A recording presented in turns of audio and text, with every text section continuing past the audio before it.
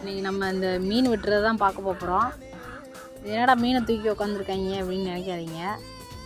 மீன் வந்து நிறைய பேருக்கு வெட்ட தெரியும், ஆனால் வெட்ட தெரியாதவங்களுக்கு இது நான் காட்டுறது.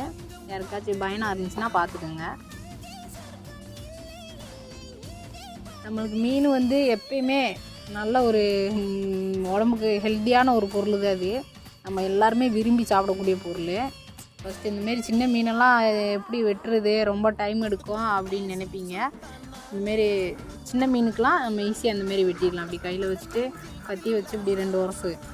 மற்றவங்க கடையிலலாம் அந்த அருவாமனை அந்த பெரிய மீன் தான் அதிகமாக வெட்டி பார்த்துருப்பீங்க. நம்ம வீட்லேயே இதை வந்து க்ளீன் பண்ணுறதுக்கு சங்கடப்பட்டுக்கிட்டு யாரும் நிறைய பேர் சின்ன மீன் வாங்க மாட்டாங்க. இந்தமாரி வாழை இதெல்லாம் கட் பண்ணிவிட்டு இந்தமாரி கட் பண்ணிட்டோம்னா ஈஸியாகிடும். அதுக்கப்புறம் இந்த தலையை வந்துட்டு இந்த இருக்கு இல்லைங்களா, அந்த பக்கு இந்த செகில்னுவாங்க, இதை பிடிச்சி இப்படி பிச்சுட்டு இந்த சைடு இப்படி பிச்சிட்டிங்க அப்படின்னா இது ஃபுல்லாக வந்துருச்சோம். இது வந்து எங்கள் ஸ்டைலில் நாங்கள் கட் பண்ணுறது.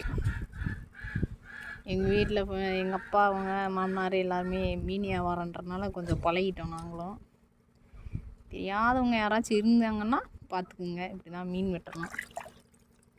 இதுதான் எங்கள் கேரளா ஸ்டைல். இது என்னடா மண்டையோட போட்டிருக்காங்க அப்படின்னு பார்க்காதீங்க. இது கேரளா ஸ்டைலில் நாங்கள் இப்படி தான் மீன் வெட்டுவோம் கேரளாவில். இது வந்து வெட்டினது இங்கே பார்த்துக்குங்க. இதுக்கெலாம் நான் வெட்டி வச்சது. அழகாக பயிர் மாதிரி இருக்கா. இது சாப்பிட்டாலே அவ்வளோ டேஸ்ட்டாக இருக்கும். இதோட காம்பினேஷன் வந்து ரசம், சாம்பார் பொரித்து சாப்பிட்டாலே அப்படியே வாயிலே தண்ணி வருது. அந்தளவுக்கு டேஸ்டான ஒரு மீன் மத்தி மீன்.